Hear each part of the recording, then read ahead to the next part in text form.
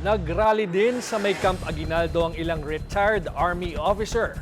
Kasama nila ang mga pro-Duterte group. Yan ang Agenda Weekend Report ni Andrea Salve.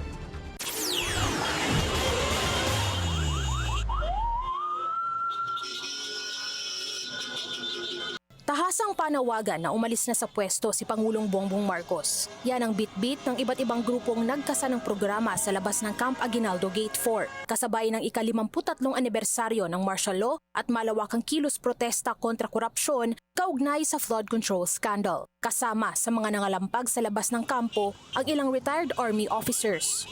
Dahil ang Panginoon nakasubaybay sa amin, dahil alam nila na ako ay mayroon pang gagampanang responsibilidad na putulin, tuldukan ang korupsyon sa Pilipinas. Ayon sa isa pang nagsalita sa programa na supporter ng Duterte family, ang pagbibitiw sa pwesto ni PBBM ang siyang tanging solusyon para matapos ang korupsyon dahil pinahintulutan daw nito ang budget insertions kung saan kinuha ang perang nagamit sa maanumalyang flood control projects. Bumaba ka na dyan, BBM! Ikaw ang wala ang sagot! Ito ang natatanging sagot! BBM! Resign!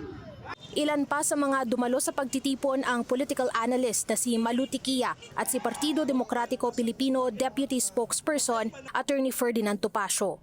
Iwinagayway pa nito ang isang watawat at sinalubong ang mga dumadaang motorista. Bahagi rin kasi ng kanilang programa ang pagpapabusina sa mga sasakyan bilang pakikiisa laban sa korupsyon. Para sa Agenda Weekend, Andrea Salve, Billionaire News Channel.